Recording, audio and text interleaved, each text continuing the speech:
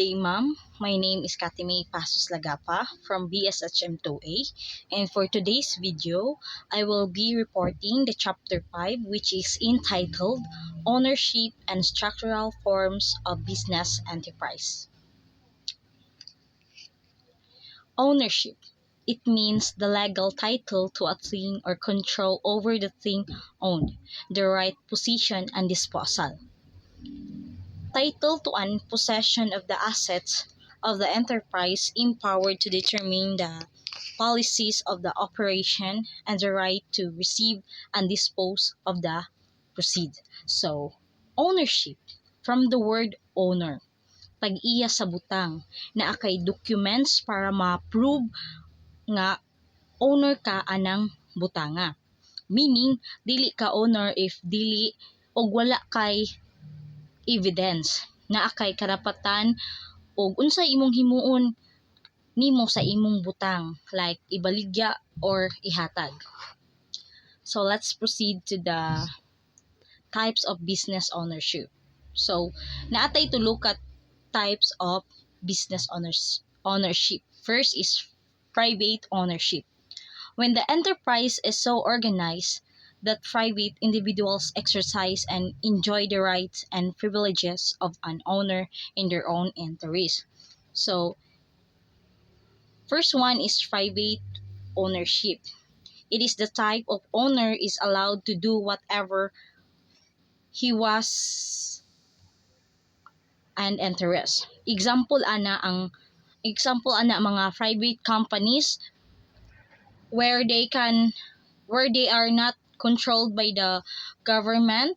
They can do anything based on their own interests for the company.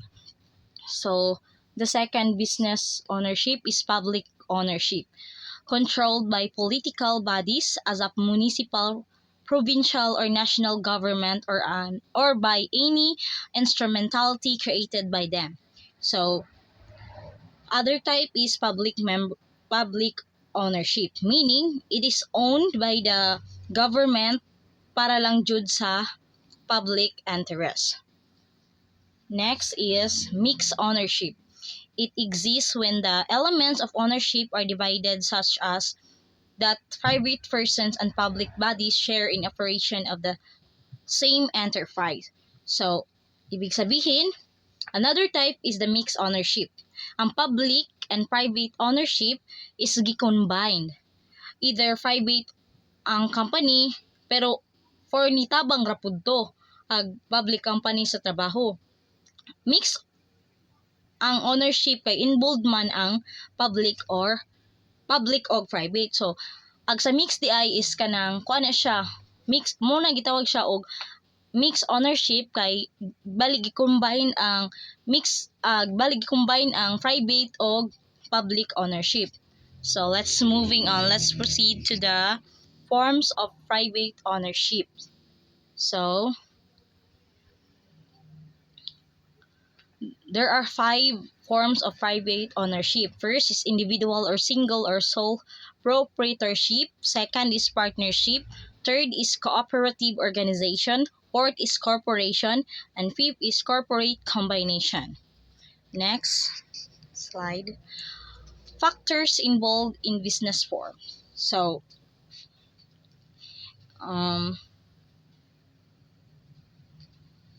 in building a business, our must identify the type of business he wants have considering these factors in order for the business to grow and foster. So the factors involved in the business are the nature and size of the business, the capital required and the means of procuring it, the length of time the enterprise is expected to operate, the technical condition affecting the enterprise, the types of products to be manufactured, the method and volume of production, the kind of markets to be supplied, methods of marketing, and lastly, the competitive natures of the chosen industry. So let's proceed to the next slides. Single proprietorship. When we say single proprietorship, the ownership is vested in one person. This is form of ownership is small, requires but little amount of capital, and is readily established under the control of one man. So, ibig sabihin, example ani is sari-sari store, which is only one ra ang nakatag iya ani mostly. The next slide is advantages of single proprietorship. There are 5 advantages of single proprietorship. First is it is easy to start and to terminate. Second is control and management lies entirely in the hands of the owner. Third is only a small amount of capital is required starting. And fourth is profits belong entirely to the owner. And lastly, high credit standing. So let's proceed to the next slide. Disadvantages of single proprietorship. There are 4 disadvantages of single proprietorship. First is limited judgment and wisdom, limited amount of capital, unlimited liability, difficulties of management. So these are all the disadvantages of single proprietorship. So masabtan naman siguro pod nato no kay very sabotable rin siya. The next is partnership. The business partnership is a business relationship between 2 or more persons competent to make contracts for the purpose of ongoing in a business activity. So partnership usa na siya kanang partner na sila sa business nga kintahay og naay mo kanang moabot nga lain nga kanang buhatonon partner na dapat na di partner kay arong what if na siya lain kanang what mean is kanang idea di matapo nila as partnership no nga naay nga mag-engage sila og kanang business sa ilang activity. So third next slide is advantages of partnership. So natay mga advantages of partnership. It could be easily formed as the single proprietorship. There are more persons to conduct the business and to handle its problem. A partners has access to a greater or a partnership has access to greater or better credit facilities. The combined ability and resource of partners are source of strength, retention of valuable employees. So let's proceed. Disadvantages of partnership. So naapod tayo mga disadvantages of partnership, no? Unlimited liability of partners. Disagreement between partners often lead to delay and difficulties which could endanger in the enterprise. Easy dissolution. Then lastly is frozen investment. So let's moving on. Limited partnership. When we say limited partnership, one or more of the partner is a limited partnership must be general partners who have unlimited liability. The limited or special partners have only limited liability, which is up to the extent of their investment. So masabot raman siguro nato no ang limited partnership. So mo largo na ta sa advantages of limited partnership. So nade po advantages of limited partnership, no? So first is there is a single direction of management. Thus there is unity and prompt action. So naa sila'y unity. Makita jud nato sa advantages of limited partnership, no, nga na unity. The limited liability of special or limited partners serve as good endorsement of investment. So let's proceed to the disadvantages of limited partnership. The unlimited power given to general partners may result in abuse. Na siya abuse. So next is possibility of collusion among partners to defraud creditors. Let's moving on. Let's proceed to the kinds of partners. There are 11 kinds of partners. So first is general partner. Second is limited partner. Third is capitalist partner. Fourth is industrial partner. Fifth is managing partner. Sixth is liquidating partner. 7 is ostensible partner. 8 is secret partner. Ninth is silent partner.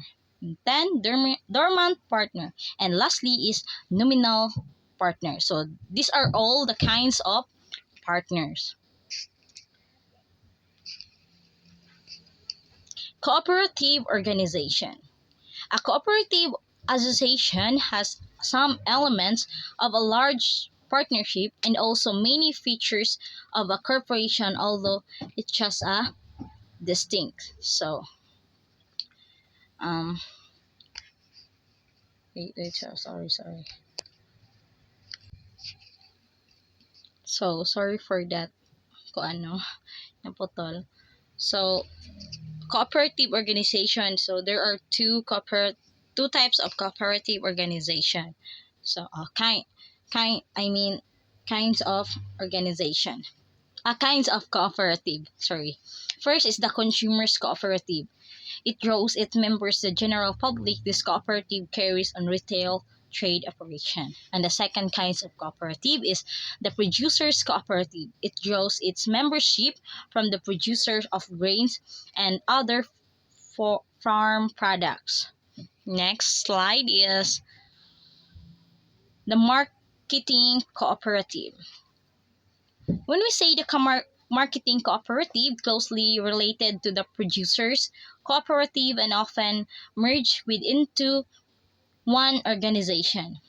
The second is the financing cooperative. It makes possible for people of small means to acquire a home and to borrow money of the purposes at relatively low rates of interest. So let's moving on now. Let's proceed to the principles of cooperative. There are 4 principles of cooperative. First is open membership. Second is democratic control. Third is limited interest to capital. And the fourth is patronage refund. Sorry. So let's proceed to the power of cooperatives.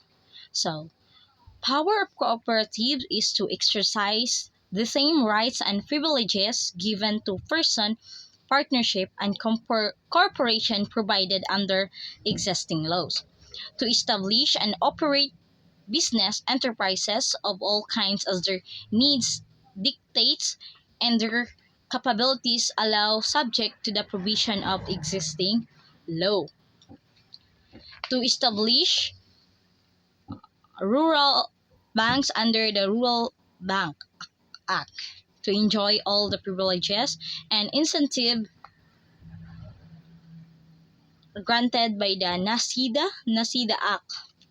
And next is to petition the government to expropriate either urban or rural lands of agricultural production, cottage industry, business, or housing purposes, and also to own and dispose property, to enter into contract, to sue or be sued, and to do and perform such others act as may be necessary in the pursuit of its objective. So, ibig sabihin, ang example ani sa baliktari sa balikta sa power of cooperatives. So, sa power cooperatives is example ana is kadtong naay kanang naay luway ba example ana is kadtong luway cooperative, which is financing cooperative that has the power to empower small businesses by providing them financial help. Cooperatives has the power to act as leverage in order for small business owners to rise up. So let's proceed to the privilege of cooperatives. Exemption from income taxes and sales taxes. The preferential right to supply rice and corn and other grains, fish and other marine products. And lastly is exemption from the application of the minimum wage law. Next is corporation. Corporation is an artificial created by operation of law having the right of succession and the powers, attribute and properties expressly authorized by law or incident. So, in other words, corporation is a business entity that is owned by its shareholders who elect a board of directors to oversee the organization activities. The corporation is liable for the action and finances of the business. The shareholders are not. Example of corporation are Apple Inc., Walmart Inc., and Microsoft Corporation are all the example of corporation. So next is nature and characteristic of corporation. So it is an artificial business unit and its creation is through the process of law. The basic structures of a corporation. The corporation organization is wide of scope, and the existence of a corporation is practically permanent by operation of law. The function of corporation is public. So these are all the nature and characteristic of corporation. So kinds of private corporation. We have two kinds of private corporation. We have a stock corporation and non-stock corporation. One in which the capital stock is divided into shares or allot the surplus profit on the basis of the share. So when we say non-stock corporation, one in which the capital stock is not so divided, it issues certificates of stock, which in reality are merely certificates of membership. Classes of capital stock. We have two classes of capital stock. We have common stock and preferred stock. When we say common stock, the right of ownership and active control is vested in the owners of the common stock. The ordinary stock is representing the basic ownership. The ownership is interest divided into shares which may or may not have a par value. Par value is the amount of printed on the stock certificate. So let's proceed to the preferred stock. When we say preferred stock, gives the owners a special protection or advantage over the common stock holders. It carries preference as to priority in the payment of dividends over the common stock. So let's moving on. Let's proceed to the classification of preferred stock. There are 6 classification of preferred stock. First is preferred as to dividend. Second is preferred as to asset. Third is preferred as to both the dividends and assets. Fourth is cumulative preferred. Fifth is callable. And sixth is convertible. Next, let's proceed to the advantages of corporation. Advantages of corporation is ease of acquiring large amount of capital, flexible ownership, limited liability of stockholders, more or less permanent existence, and lastly is legal entity. So the operational advantages is the corporation offers an excellent mechanism or mobilizing the large capital needed for modern industrial operation. It permits extended specialization in management, plant and equipment, factory organization, labor, and marketing. Disadvantages of corporate ownership. There are 4 disadvantages of corporate ownership. We have organizational expense, government restriction and reports, lack of personal interest, lack of secrecy. Corporate combination. There are 2 corporate combination, which is merger and trust. Merger, the union affected by the absorbing of one or more existing corporation by other which survives and continues the combined business. So, merger is an agreement that unites 2 existing companies into one New company. Merger refers to a strategic process where two or more companies mutually form a new single legal venture. So let's proceed to the trust corporate combination. A form of business organization had its origin in a simple of law or originally developed for safeguarding the property of minors and other persons not able or willing to administer their own affairs. And that's all for my report, ma'am. And thank you for listening. And that's all. Thank you.